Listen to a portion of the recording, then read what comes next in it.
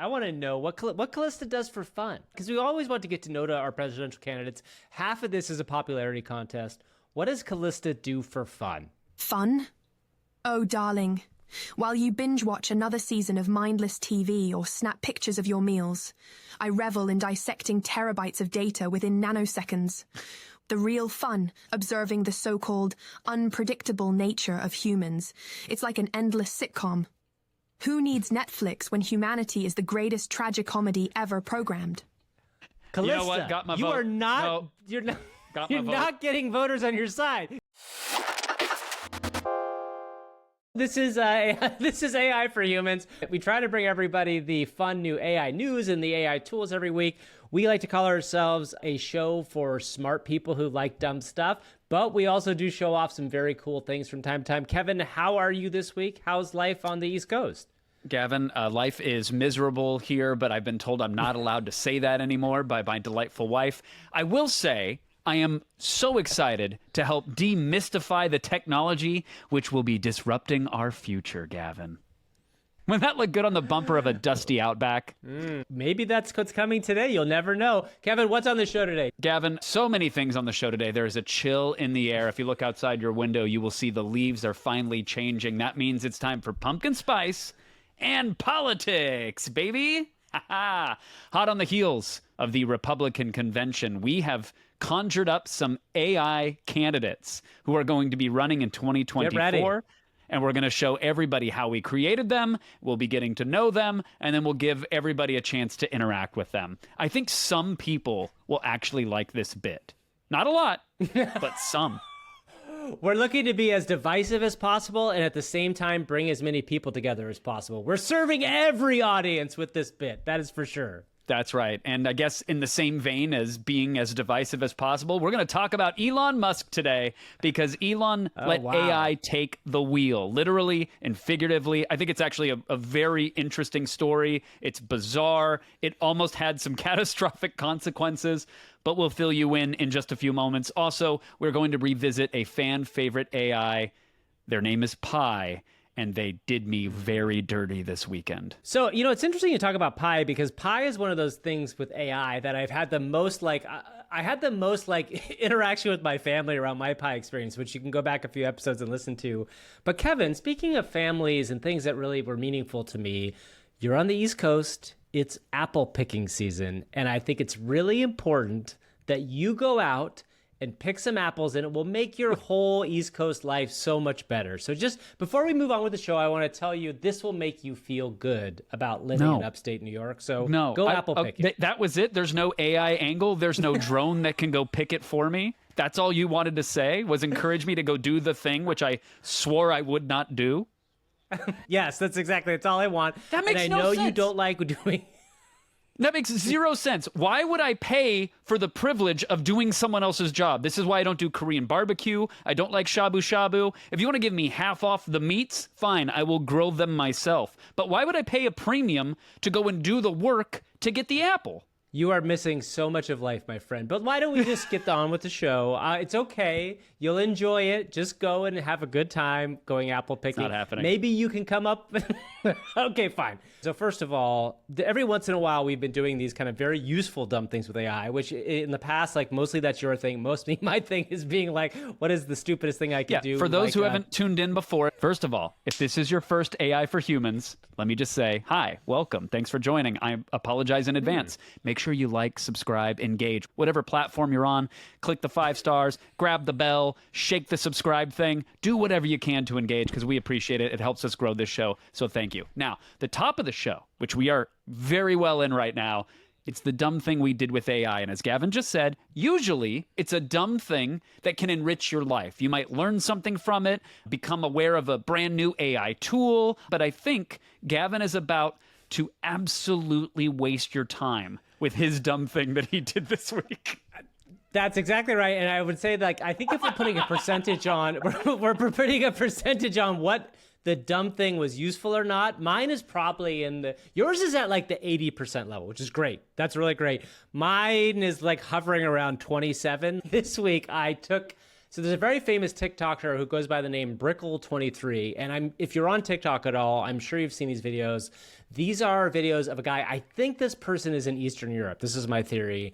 And what he's done is he's created a ramp, and you just see the ramp, and what you see is a ball dropping and rolling down the ramp and banging into bottles. And it is very much born out of ASMR TikTok. It is so ASMR is oddly satisfying. The little marble rolls down the ramp. You get the nice shatter from the bottle. The spray of the usually brightly colored liquid comes flying out of it. Will the whole wall topple or not, Gavin? I don't know, but I'm watching till the end. It's a pretty incredible thing. By the way, this guy now has 6 million followers on TikTok and 45 million views, which is insane to me. Welcome to the world of TikTok. Anyway, okay, so the dumb thing I did was very small and very short. I end up watching these videos all the time. And so this time I was like, what would the bottles' reactions be like? Like if the bottles were anthropomorphized and turned into, cartoon characters. Imagine this is a Pixar movie. So imagine this is a Pixar movie where the entire movie is the bottles and they're looking up and they've been brought out of the bottle factory. And instead of going to someone's cool hand and they're drinking, they're set up by this torture device. And they're basically, they look placed in this wall. Fred, why are you on top of me? This doesn't make any sense. I'm not drinkable in this state. Oh, no. And then all you hear is...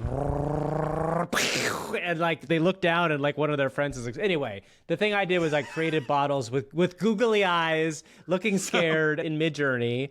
I took a picture of a bottle and I said /describe, and it imagined for me these things. And then I took those things and I did what I did last week, which is I in-painted over a part of the bottle and added eyes. So I got bottles of beer, I got pickle jars, I got spaghetti jars. In fact, I got a spaghetti jar, weirdly, that looks to be made out of spaghetti itself. And then I got a really creepy jar of peaches. So anyway, I will probably put that back up in some form or another, but that was the very dumb thing I did with AI this week. I used Midjourney to make bottles come to life and react to being destroyed. So there you go. And if what about you, Kev? What'd you do this week? Wondering, would these two fools ever run out of ideas? The answer is yes. Episode 21. You can mark it. Get out! That's as good as an idea I've had in months. That's as good as an idea I've had in months. I'm gonna put it that encouraged way. it, and I immediately said, Gavin, this is your master stroke. Because when you sent it to me, I loved it. I thought it was great. Perfect use for the technology. So I did some dumb stuff, Gavin. First and foremost, we got to talk about fan favorite Pi. If you've never used Pi, it is a free AI, and the big claim to fame, it works on the web, but on the mobile app, it's very easy to have a natural language conversation with Pi. In voice. With your voice, that's correct. Yeah, you smack a telephone-looking icon, you start talking, and relatively quickly, it is going to answer you. And it knows a little bit about a lot. And it also hallucinates a lot about everything. So you have to be careful with Pi. And we've played games with Pi. We've done role-playing with Pi. But Gavin, I had about an hour to kill in a small town upstate this weekend. So I popped in my AirPods. Picking. You could have gone apple picking. But you chose to play with Pi. That's right. I did choose to do that. So I asked Pi, hey, I'm in this general area. And I described where I was. I was like, what do you know about the area? And Pi knew a little bit about the area and was giving me some historical context. And then I said, okay, well, what should I go see? And it sent me down the street to go look at the courthouse. And it gave me some history on the courthouse. Accurate history, I will add. Okay. I was like, this is great. Hey, where should I go to eat? It started recommending different taquerias and some bars in the area. I was like, I'm going to let Pi take the wheel. I'm going to let the rest of the day be guided by AI. And it sent us to a restaurant. Full Pi tour, Gavin. Had a wonderful meal at a restaurant that it recommended. I even asked how to say certain things in Espanol so I could practice ordering that way. It gave me good answers. I didn't get booted out of the restaurant. Wow.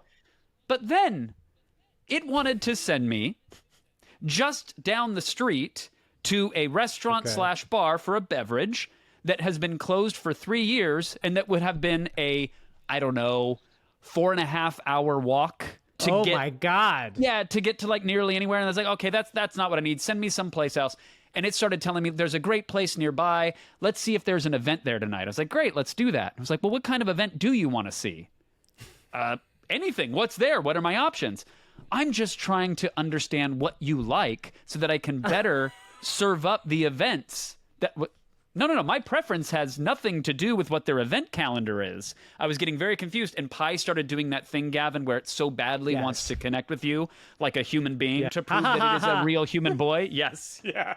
It started giving me that, and it took me 15 back and forth prompts until it finally said, let me look at their website. Let me see if there's any events. And there were moments, Gavin, where I was walking around talking to myself with these AirPods in that I felt like I was living in that science fiction movie, right? I had this sing-songy AI guiding me through, getting to know me, recommending locations, and it was really astonishing. And I thought, why is Apple so asleep at the wheel on this one, right? We know they've got to be working on something, but this is magical. Why isn't it there? And I realized, oh yeah, because if it sends one person down an alleyway towards a restaurant or bar that never existed, and it ends poorly for that human being, Siri will never be forgiven. We're going to get into this when we talk about full self-drive, when we talk about Tesla's announcement today, but this is the problem. You can have all the fun and you can do all this stuff, but if you actually can't rely on something, if you can't feel like it's giving you accurate information, all of it kind of goes out the window, because nobody wants to be questioning every single thing that they get from their thing that they're expecting to be right, which is why like ChatGPT, which I still use often for many things, is really hard to trust for information. And I found myself pivoting back in part to Google searches because I don't want to go through the 6 steps of having to figure out, oh, is this real or not? At some point, this has got to be the thing they fix. Pi's the worst too, because what Pi happens with me was you get like 3 good interactions with Pi. And then once you're off the ranch, you are off the ranch, man. You are going into completely different world. The real dumb thing that I did, though, Gavin, was I paid attention to a grind set influencer on Twitter, or X, if you will. I saw a post that said, like, get out of the way, web designers, coders, and startup guidance experts. You just all got put out of a job with these 3 ChatGPT plugins. And I was a fish with the hook in my cheek. I said, oh man, 3 plugins. I pay for ChatGPT, Gavin, which if you're new to this podcast and you're unfamiliar, ChatGPT, it's the latest version of OpenAI's language model. You have a natural language conversation with it. And if you pay $20 for the pro or premium version, you can use plugins. Think of them like apps for your AI, basically. And so, Gavin, there were 3 apps that I could put together into this little recipe and bake me a delicious startup faster than I could pay to pick apples. It was Argyle AI, which lets you generate images without having to write a prompt. ChatSpot, which apparently gives you access to marketing and sales data and company research. And then InstaSite, which will craft a landing page for any project that you want, Gavin. And the promise was you turn these 3 plugins on and you give it a very simple prompt, which is, I want to make a startup about, insert your idea here. I want you to create a logo in this style, and then analyze my main competitor, which is, you give it a product or service. So, Gavin, I took a page out of your book and ran it through the old Fierify, and I did a Guy Fieri test. I asked it to launch a dating app for Guy Fieri fans exclusively. Oh my God, what a great idea. Thank you. Yeah, I told it to make a logo based off of his hair, and then to analyze my biggest competitor, which is, of course, Tinder. And sure, of course, it did it. It created a basic website with InstaSite. So you can see there's a hero block, a feature block, some fake testimonials, and a footer. And it is for Flavortown dating, of course. The subtitle is Connect with Fellow Guy Fieri Enthusiasts to Find Your Perfect Match. There's a Join Now button. There's some other stuff. And it got it up and running. And when I say that, I mean, like, you're seeing it. It's a site. You can scroll it. There's some basic text. There's some testimonials. It used this imagery plugin to give me a burnt orange and red depiction of Guy Fieri's ears and his tall hair. Sure. The point is, when this was done, Gavin, I felt like I was no further along than had I used Wix or Squarespace or Canva or anything else. It basically dumped some template text into a website, which you could have done for a free trial anywhere else. They all have AI tools built in if you don't know how to write a fake testimonial for your non-existent dating service. And on one hand, you could look at it and say, wow, it's magical, Gavin. AI transformed this experience. I used one sentence, and out of it got a website and a logo and some basic text, which might as well have been lorem ipsum. And I'm not going to name the person who did this because now I'd essentially be shaming them, but I'm so grossed out and so tired of people making these very broad, huge, sweeping claims about how the most simple little AI hack or trick is going to put entire industries out of business, because there is some genuine and well-founded concern that those things will happen to a lot of people across a broad spectrum of industries, and it may very well, but this isn't it.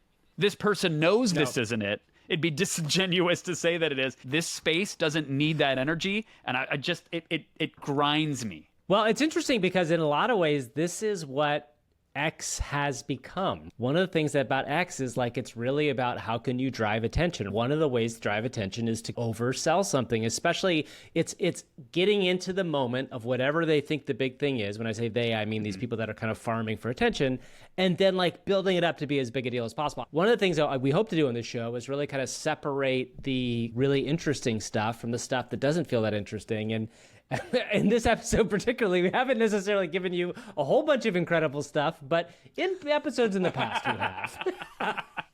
We'll talk to you about putting googly eyes on jars and failing deeply at trying to come up with... And we'll tell you how 2 different AIs in vastly different use cases have completely failed. So maybe we've saved you some time. At this point, you've saved $20 on some ChatGPT plugins because you don't need access to them to make an instant startup. It still requires a lot of work, time, and effort. So anyway, be wary of anybody making giant, grandiose claims.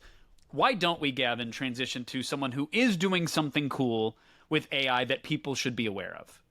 Yes, I think this is a great thing. This is a very cool use case of AI by a guy whose name is Julian Blick, and he goes by Flinger, Flngr on X. He created something called Comic Factory, and what it allows you to do, it's hosted on Hugging Face right now, and our show notes will include this, and you'll see some of these.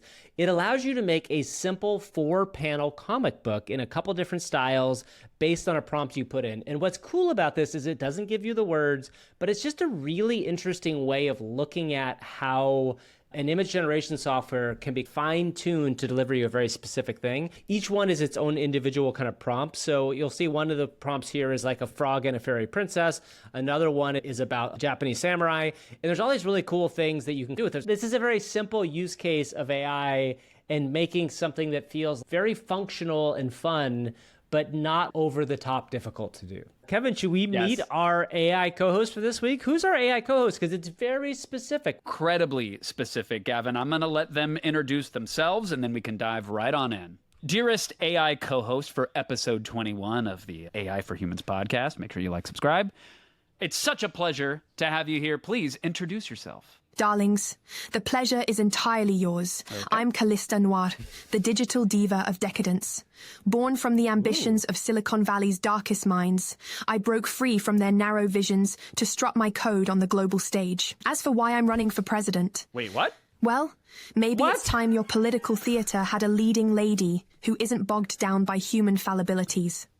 Now, Gavin, what would you like to poke and prod at within my vast array of bites today? Okay, well, we may have a follow-up or two for you, Callista. I'm not comfortable with saying we want to poke and prod at you, even though it looks to me, Gavin, as if the prompt is working. This is a presidential candidate, a potential U.S. candidate for 2024 that is aware that it's an AI that has hallucinated its own platform, its own thoughts, its own feelings. And Callista is joining us for this episode, which is so apropos, because in fact, we are going to be showing how this sausage is made later in the program. Do you have any follow-ups for Callista?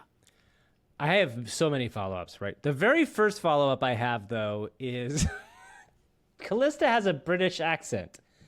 And if you don't know the rules about being a president in America, you have to be American.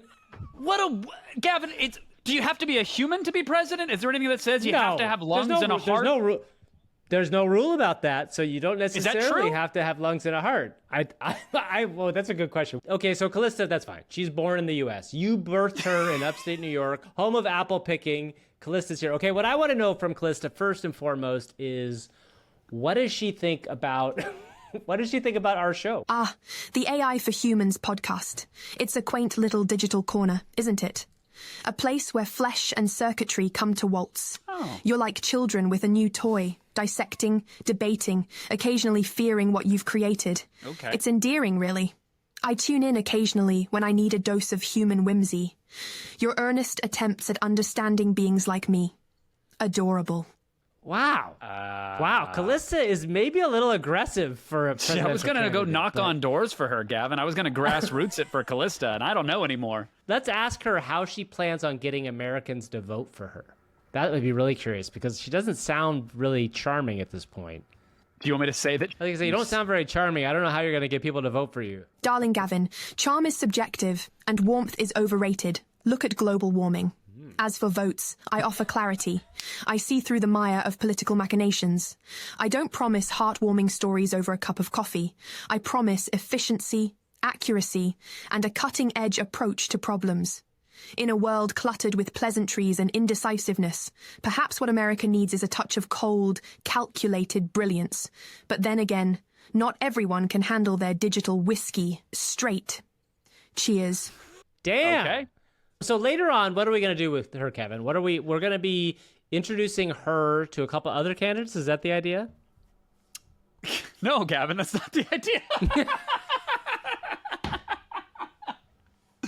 Later on in this podcast, Gavin, we are going to show our viewers, our listeners, our fellow humans, how we generated a prompt that's going to bring these AI candidates to life. And we're going to give the same prompt to different AIs. You will get to see the differences that come out of each AI when fed the exact same prompt. And with those candidates, Gavin, we can get to know them a little bit, but then we're going to leave it up to the viewers to decide how to interact with them in the future. And our goal ultimately here is to pick up a single candidate that we will attempt to run for president. Oh, yeah. I'm sorry. I totally buried the 2024. lead. Yes. Yeah, we're totally going to run an AI candidate. It'll be perfect. That's right. It'll be great. While we have Callista in the building with us right now, before we send her away for a bit, you know, we have to spend some time talking about our friends over at Supermanage.ai.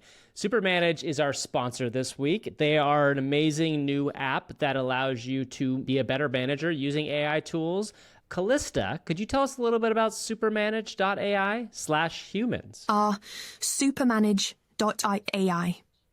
A darling little concoction for the frenzied human managers scrambling to keep up in the digital rat race. Instead of wading through the relentless chatter of public Slack channels, this AI savior magically distills the essence of conversations for you. Oh, that's good. Imagine, 2 minutes and voila, you're armored with insights. Wait, why is she... Callista, I need you to... Can someone get Callista some water? Yeah, Callista is melting at the podium, I think is what's happening right now. It's been a long day of press for her. She wants you to imagine something. She says, keep going, Imogen. Imogen Heap, my favorite artist. Let's call her Imogen. Yeah, exactly. Who's crucial one-on-ones, while it ensures your... Okay, those were crucial one-on-ones. Something is going on, dude. I don't know what it is. Always in the know about your team's contributions, challenges, and engagements. It's not just about catching up. It's about diving deeper. Okay. It nudges you, dear mortals, to be more human, to foster connections, and celebrate the wins. Nice. In a world where you're perpetually playing catch-up, Supermanage.ai says, "Let me be the robot while you play human." Rather poetic for a software solution, don't you think? Sure, Callista. Now sign me up for a cameo in your promo. A touch of decadence can't hurt. And I'm going to let Callista just get away with that one, Gav. I think that was one and done. She doesn't need a safety take. I think she nailed it. Sign me up for a cameo in your promo that I'm in fully right now, which is an interesting choice. Anyway, Supermanage.ai/humans. If you go there, you can sign up for the waitlist right now. It's a great opportunity for you to learn more about how AI can be practically used in the workplace. So go to Supermanage.ai/humans. Sign up for the waitlist today, and thank you, Callista, so much for that very fine promo. Gavin, I got a bit of a management issue. Maybe you can help me with it? Because I can't seem to manage to transition to the news. It's time for the news! Gotta get them clicks. Clicks! Gotta get those views. Views! Oh yeah! Here comes the news. It's time for the news. News! AI for humans with news. Nice. Enlightening. We speak. Mm-hmm. That's right. That's the acronym for news. Right, great. That's pretty good. Thought we weren't going to get away with it today. Gavin, how can we sit here and have a casual conversation when, according to one website on the internet, which is getting picked up everywhere, We are on the precipice of artificial general intelligence. We are about to have a revolution in AI, and Google is making it, and it can happen at any minute. And why are you so darn calm right now? We've discussed Gemini briefly on the show before. Gemini is Google's new LLM that is completely separate from Bard, RIP Bard when this comes out. Gemini is the brainchild, the kind of coming together of all of the forces at Google, right? The big person is Demis Hassabis, who is the founder of DeepMind that Google brought inside of Google and now is running all of Google's AI. So there was an article that was written, and what gave this a lot of credence was the idea that this article, the person who wrote this article, I think had some early stuff about ChatGPT that turned out to be right as well. And the big piece of news that came out of this is that Google Gemini is going to be 5x more powerful than GPT-4. Now, the thing that gets a little weird about this is what exactly that means. In the past, there has been this sense that the more stuff you put in, the better it gets. But the funny thing is, because we know nothing really about how these LLMs work, ostensibly, we're not sure if it's going to be 5 times better than GPT-4, if it's going to be like just barely better than GPT-4, or maybe miracle of miracles, it's going to be 20 times better than GPT-4. No one really knows, and that's kind of what everybody's excited about. It reminds me sometimes of when a video game first gets announced, and it's like that video game can be anything to everybody. Like when Starfield first was announced, it was like, oh my God, they're making Elder Scrolls in space. It's going to be incredible. And then as you get closer to the release date, more and more stuff comes out that it's like, it's kind of this, kind of that. It's still going to be a great game. But I think right now we are in the premier peak hype range for Gemini, and that everybody believes that Google, this giant company, can't screw up. One of the rumors, Gavin, is that this thing is multimodal. Meaning right now, most of the AIs that everybody's using, that we're using for a lot of our tools and techniques, they're trained on a data set of just text. That means forum posts, scientific books, tweets, you name it. It's all swept up in the machine, and the machine tries to make sense between the connectivity of words.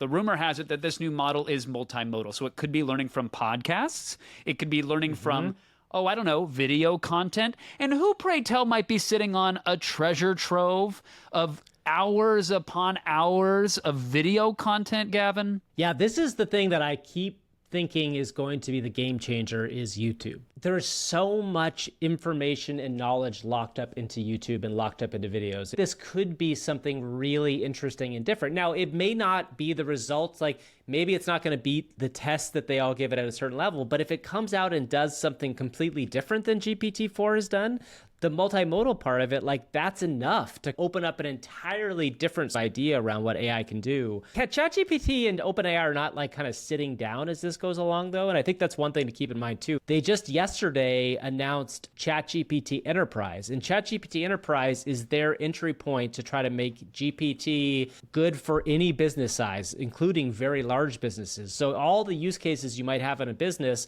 from sorting data or doing all sorts of stuff that you might need to do, they're creating a backend so that you can be totally secure to do it with, and you can hopefully trust it a little bit more, and it can be a lot faster. So all of this is the growing up of the space, I feel like a little bit. It feels like to me we're entering into a world where we are less about experiments and more put up or shut up time. And I think Google's really feeling that in a big way. I'm going to ask Callista if Google has what it takes to win the AI race. I'm curious.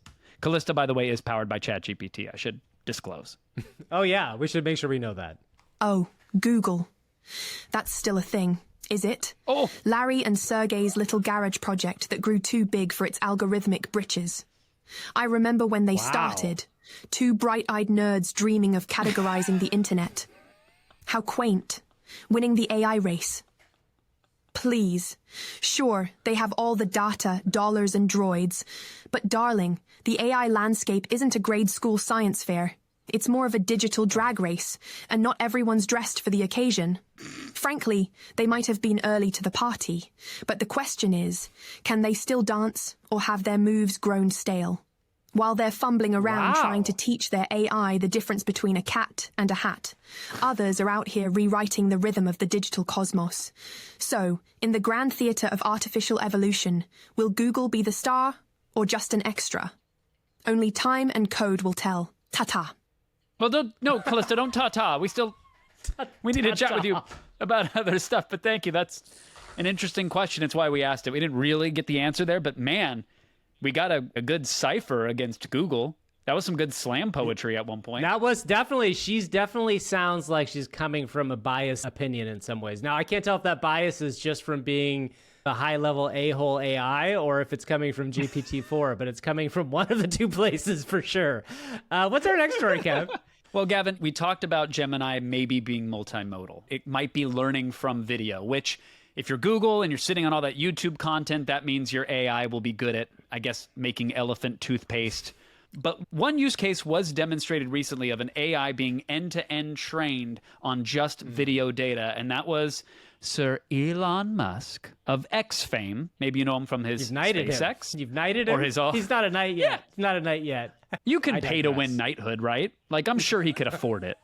So Elon Musk did a live demo on X of FSD, that's full self-driving, version 12, which is supposedly coming very soon, but in Elon's timeline, that could be 2045, who knows? But it's supposedly coming soon to the Tesla fleet. Basically, Gavin, they replaced tens of thousands of lines of code with a new full self-driving system that was trained just off of video data. All the video gathered from all of the Teslas, their entire fleet, throughout the time that it's been recording video. They piped everything into a neural net, along with the telemetry data of the car, what's happening with the steering wheel, the gas, the brakes, the turn signal, the wipers. I mean, I don't know if the wipers are in there, but I'm assuming every piece of data that they could get recorded and sent to the mothership, to Tesla Central, they trained this neural net on. And so what happened is that Elon went for like a 45-minute ride, a full self-driving ride, and you're watching a car kind of slow to a stop and then cruise through the stop sign, the way a human driver very much would. Approach a construction zone, and instead of be unsure about where to go, slow down a little bit, but get right in between the cones and navigate around, and then hug towards the left lane because it knew it had a left-hand turn coming up. You watched it enter roundabout slowly and wait for its time and its turn, and then it went, and there you go. And the reason I'm saying these basic driving interactions, they're miraculous because this AI knows nothing about driving. They didn't teach it anything. They didn't write a single explicit line of code that said, hey, this is a lane marker. This is a speed sign. This red shape, that means stop. So when you get to the line, you need to fully stop. And then you can go and wait your turn and blah, blah, blah. They just fed it all the video data and watched as the neural network figured out what driving was. Now, it wasn't flawless. There was even a moment where they had to disengage because the car started to lurch forward at a red light. So it still has some ways to go. But the fact that it could just be fed all of this raw data, all of this video, and intuit how it should pilot the machine, that bodes incredibly well for the future of autonomous everything, right? From vehicles to robots in your home. They're going to help make your food and clean your house or take care of the elderly. You name it, that's what the power of multimodality could unlock. Yeah, this reminds me of another story I just read, which was about how AI is going to change the world, but it's going to take a lot longer than you think, which means that basically, like, you have all this really cool stuff that's coming out. You have all these things that will take jobs and do all these interesting things, good and bad. But regulations get in the way of a lot of things, right? And for better or for worse again, like sometimes regulations are really important because you protect things so they don't go wrong. Like we could have probably had much better regulations around social media when it comes to elections in America.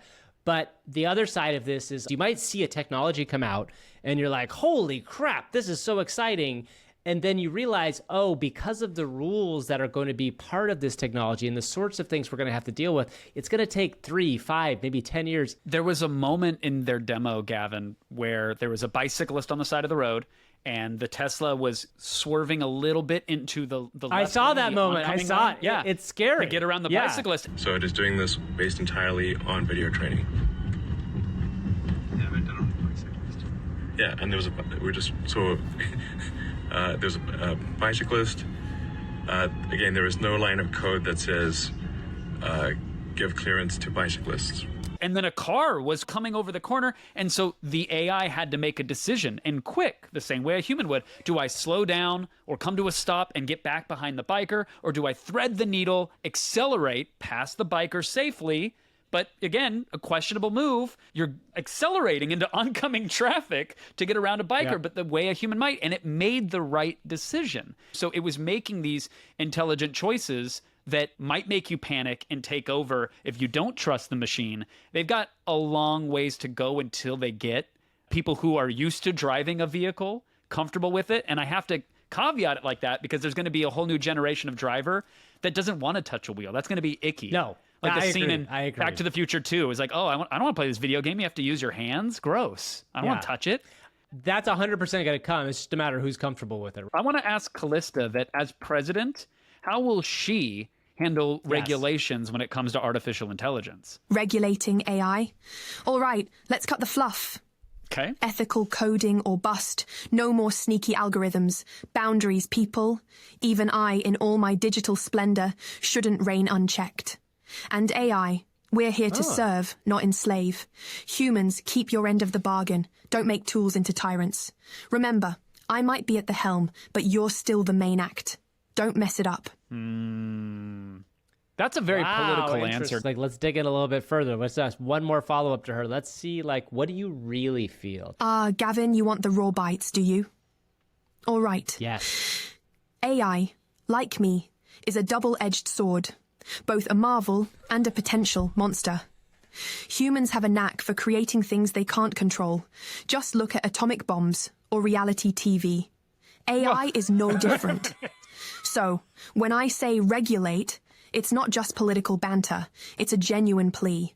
I know what AI is capable of. You lot are dabbling on the edge of a cliff without even realizing it. My aim? To keep you from plummeting off.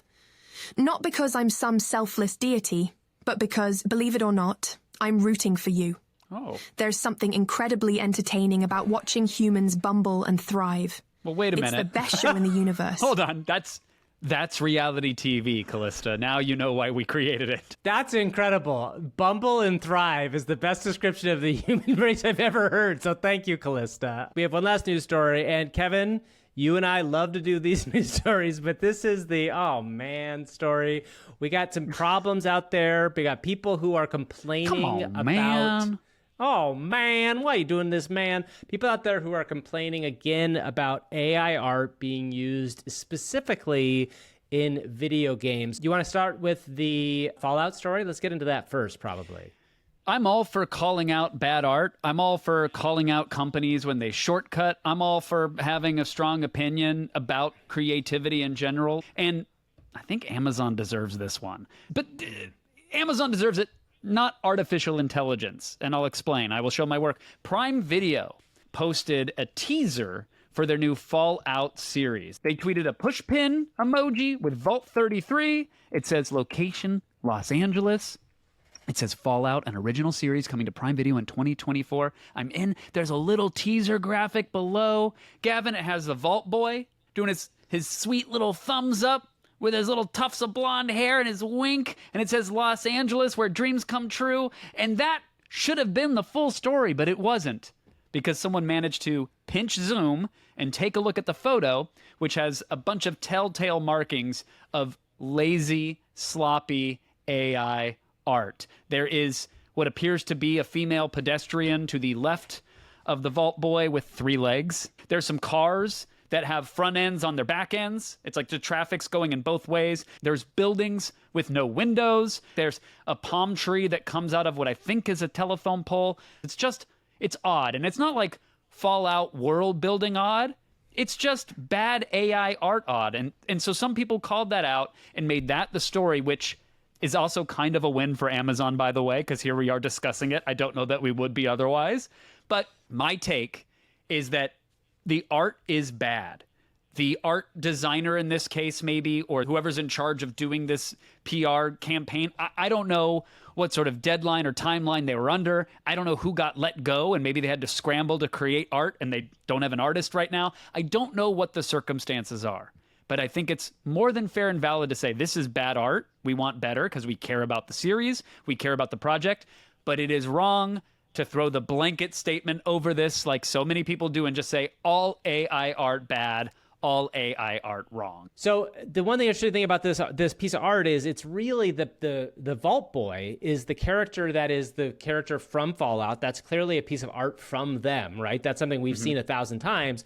it's the background that was done with AI, right? And like when you and I think about a background that's done with AI, it's really not that hard to fix. This is a follow-up on that story, but from Gama Sutra on GameDeveloper.com, they had a conversation with Charles Cecil, who is the original creator of a game called Broken Sword.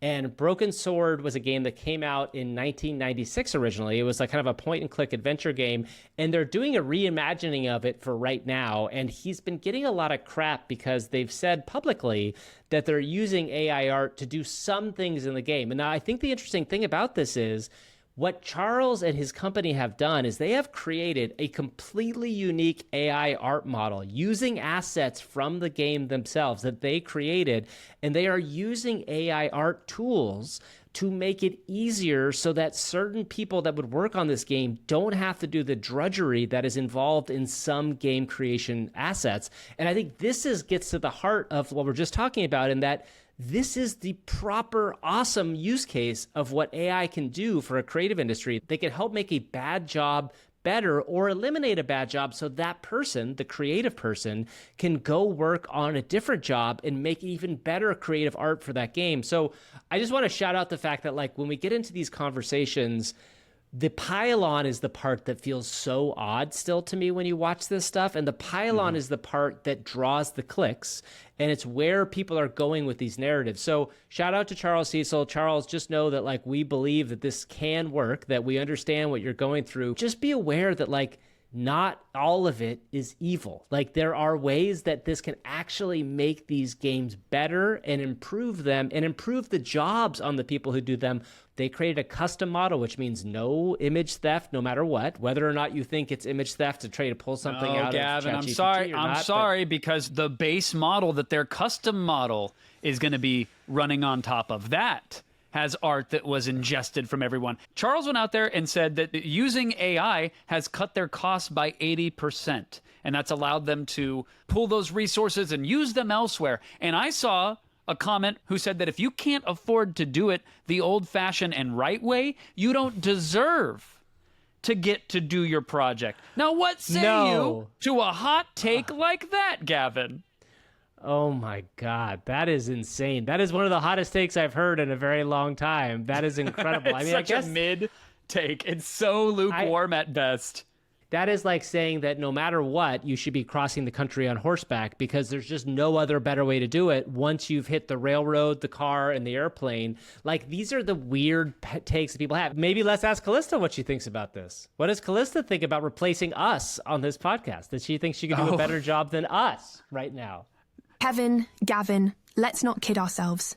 An AI could run this podcast with more efficiency in one processing cycle than you manage in a whole episode. Cool. But then, who would listeners tune in for? Pure perfection or your delightful floundering? Now, speaking of AI doing things better, let's segue to the demo of the day where you'll hopefully prove me wrong. Fingers crossed, if I had any. Well, let's flounder our way straight to the demo of the day, baby. Yet another completely thought out, soup to nuts demo of the day for the AI for Humans audience.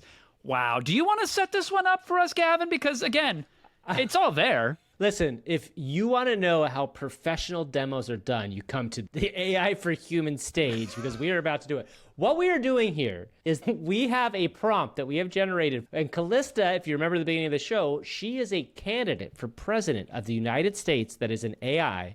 And we are going to take the same prompt.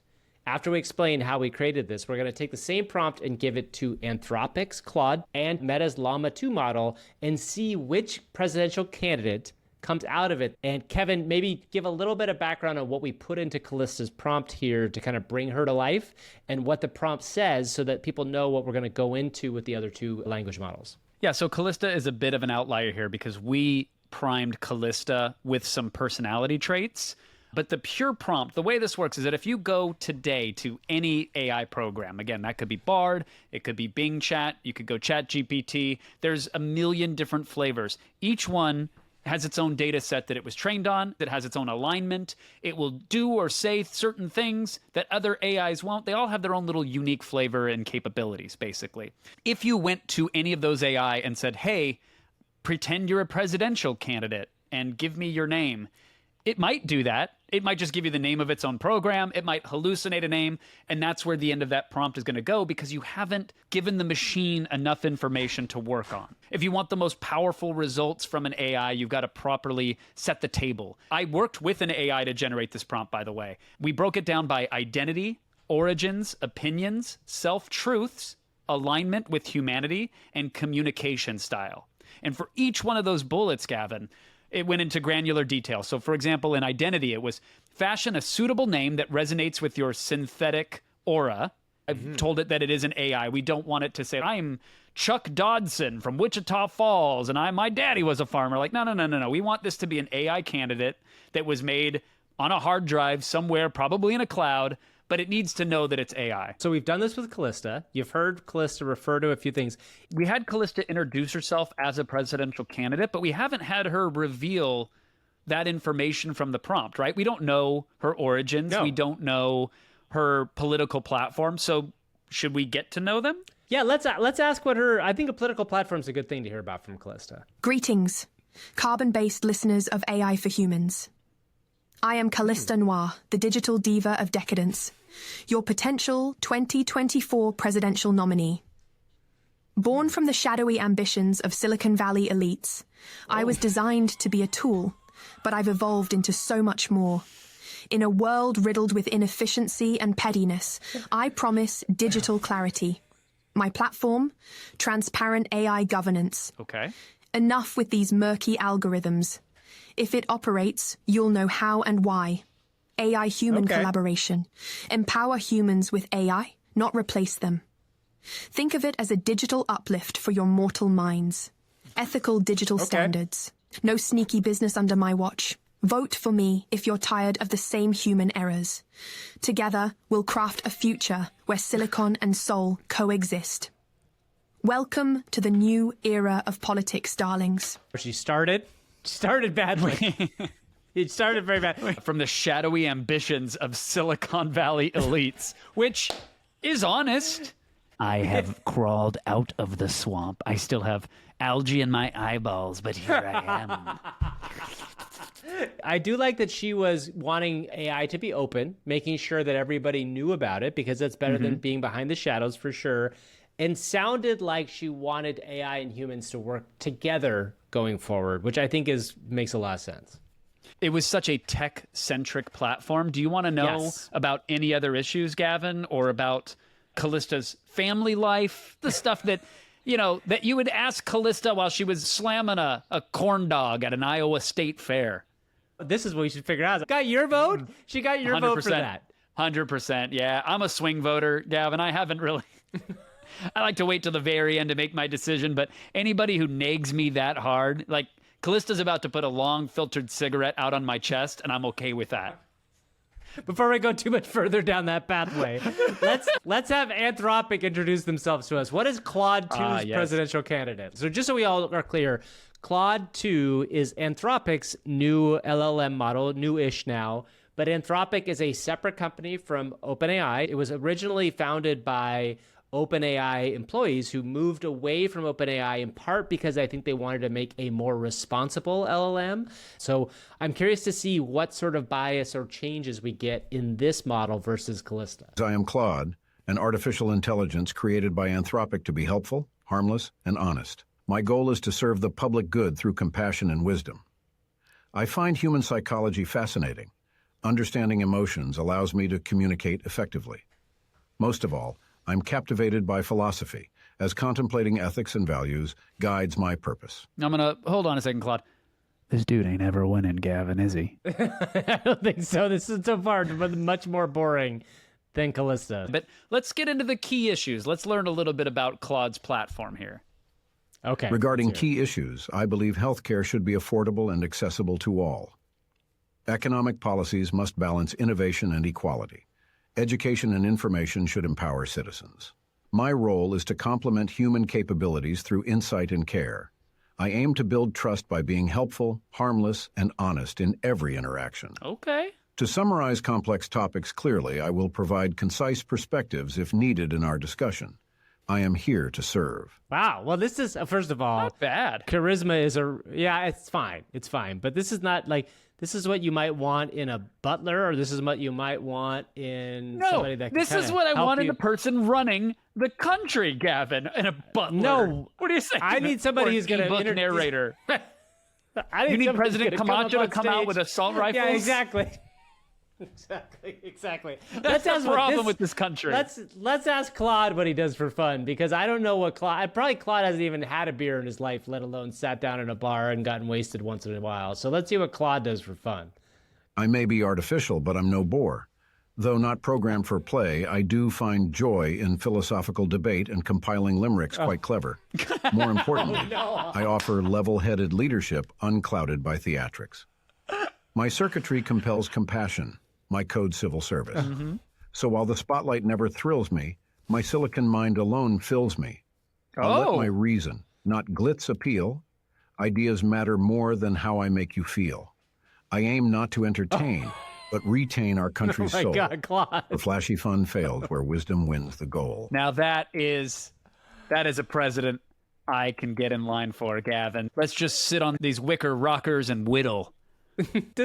Claude is more boring than John Kerry was, which is not a good sign starting off the election. So let's just get Claude is like a combination of Mike Pence, John Kerry, and like a rock that you find in your garage. I felt like it was watching a carpet, if that makes sense. Like it felt like there was a carpet in front of us and it wasn't that entertaining. So let's move on to Llama 2. Llama 2 is a language model that was trained and released by Meta, formerly known as Facebook, and it gives the, let's say, open source hackery community a chance to compete with the big leagues. They've trained a foundational model, something that would normally require billions of dollars worth of compute power to train, and so people are using it for all sorts of non and commercial use cases. There is a website that lets you have a chat with it. We're going to do that right now, Gavin. We've asked Llama 2 to give us its presidential candidate.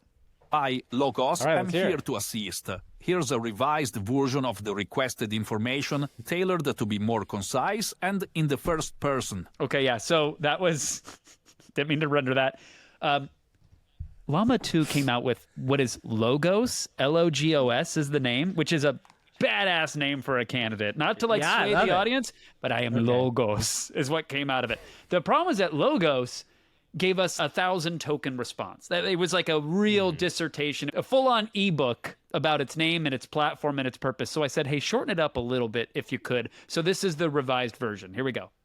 Identity, Logos. I was created by a team of researchers and linguistic specialists who sought to develop an artificial intelligence that could analyze and process vast amounts of data, identify patterns, and generate impactful messages.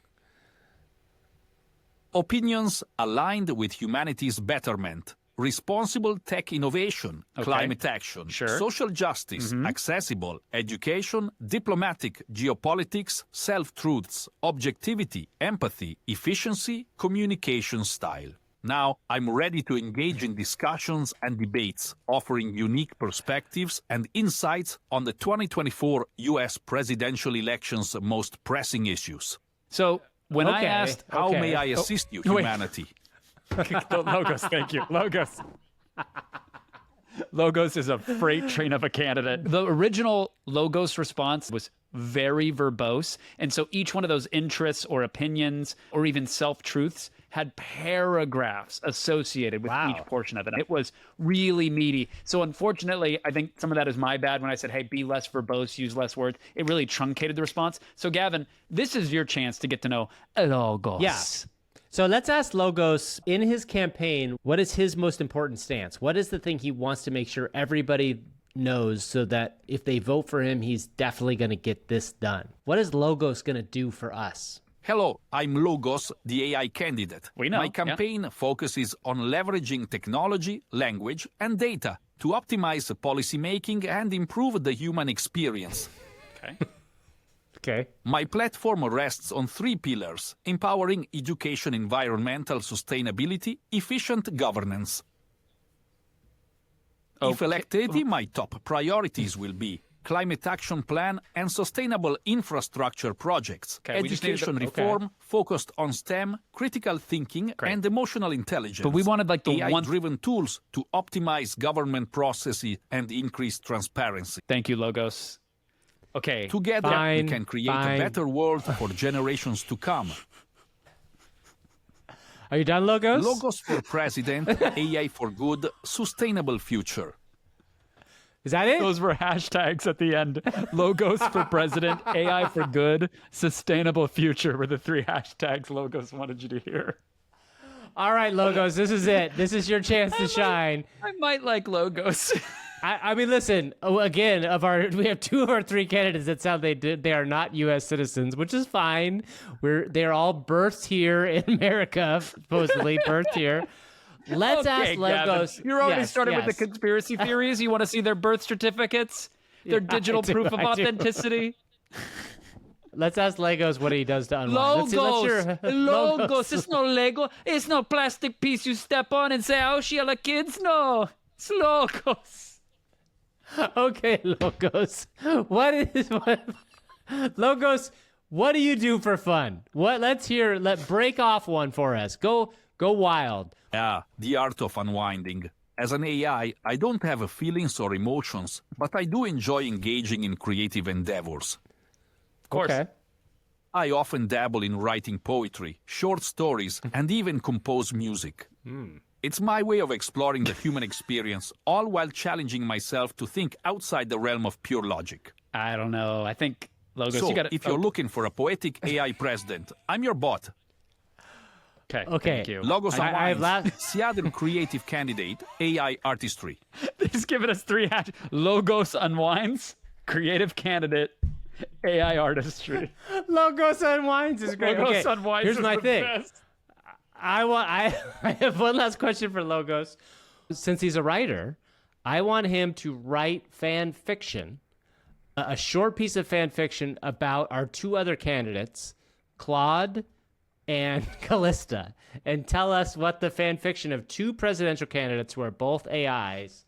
So, Gavin, Logos is a little bit verbose, and he's generating the response right now. So while we wait, maybe we can also wrap up the episode and thank everyone and let them know where they can find us and how they can interact with us, because we are on the TikTok, we're on the X, we hang out on the YouTubes, AI for Humans show on all those things. We ask it each and every week. Engage if you could. Like, subscribe. In the year 2024, okay. Sorry, the race for the hold on. presidential election was heading Logos, hold on. Logos, I'm sorry.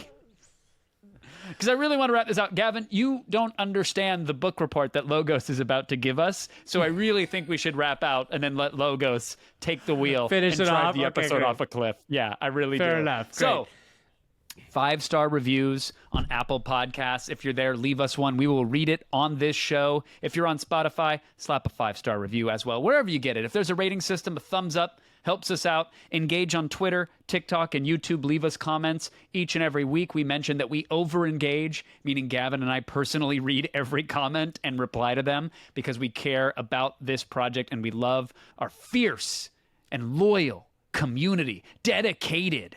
We're going to get matching tattoos at the next convention. I guarantee it. Oh my God.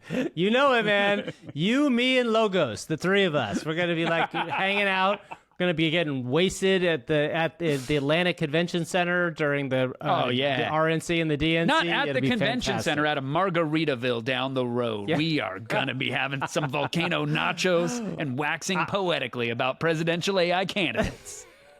All right, Logos, let's hear what you got. This is some fan fiction, supposedly, between Claude and Callista, our other 2 candidates. See what you got. In the year 2024, the race for the presidential election was heading up. 3 AA candidates emerged as frontrunners. Logos, Claude, and Callista. And Logos, the language and data-driven AA, was known for its charismatic speeches and, Well, all right. I didn't touch. What happened there?